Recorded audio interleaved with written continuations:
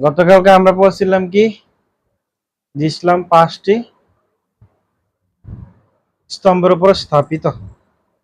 5টির মধ্যে 1 নাম্বার সেটা হলো সাক্ষ্য দেওয়া, যে বিশ্বাস স্থাপন করা। কি করা? বিশ্বাস স্থাপন করা বা ঈমান। আচ্ছা, এই টুপিটা আমার মাথার উপর আছে। টুপিটা কি মাথার উপরে আছে? এখন আমি টুপি মাথায়, আমি কি মুসলমান হয়ে গেছে? হয়ে গেছে? মুখ দিয়ে বলো, মুসলমান হয়ে গেছে? না। তাহলে বিশ্বাস কোথা দিয়ে করতে হবে? টুপি দিয়ে করতে হবে না দাড়ি দিয়ে করতে হবে? দাড়ি দিয়েও করা যাবে না, টুপি দিয়েও করা যাবে না। বিশ্বাস করতে হবে দিলে এবং অন্তরে।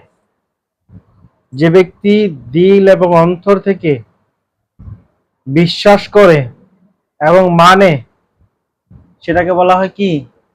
ঈমান। সেটা কি বলা হয়? ঈমান। আর ঈমান আনলে সাথে সাথে আদায় করতে হবে কি? নামাজ। কি করতে হবে? ঈমান যদি পরিপূর্ণ হয়ে যায়, তার পরের ধাপটা হলো কি? নামাজ। নামাজ না পড়লে সে ঈমানদার হতে পারবে না। আর যখন সে ঈমানদার হয়ে যাবে, নামাজ পড়বে, তারপর আরো কয়েকটা কাজ আছে। সেটা কি? যাকাত প্রদান করা, তারপর হজ করা, তারপরে রোজা রাখা। যদি কোনো ব্যক্তি সমর্থনবান হয় বা টাকা পয়সার মালিক হয়, তাহলে তাকে অতিরিক্ত করতে হবে 2টা কাজ। একটা হলো যাকাত দেওয়া, আরেকটা হলো হজ করা। আর যদি অর্থ সম্বলবী না হয়, টাকা পয়সা না হয়, তাহলে তাকে করতে হবে 3টা কাজ। কটা?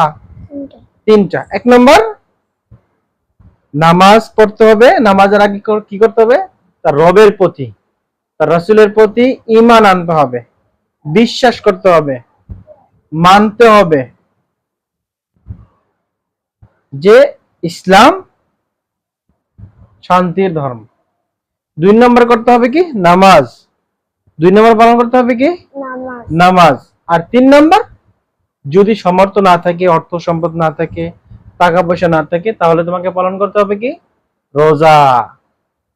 এই 3টা বাধ্যতামূলক। কয়টা? 3টা। আর যদি অর্থ সম্পদ আসে, টাকা পয়সার মালিক হও, যদি মনে করো তুমি সৌদি আরব আসতে যাইতে যতটুকু অর্থের প্রয়োজন হয়, এরকম যদি স্বাবলম্বী হও, টাকা পয়সার মালিক হও, তাহলে কি করতে হবে? হজ। কি করতে হবে? হজ। বুঝতে পারছো? তাহলে আমাদের ইসলামটা কয়টা ভিত্তির উপর স্থাপিত? 5টা। কয়টা? 5টা। এটা গতকালকে হাদিসটা বলছিলাম, মনে আছে? তাহলে আমরা বুঝতে পারলাম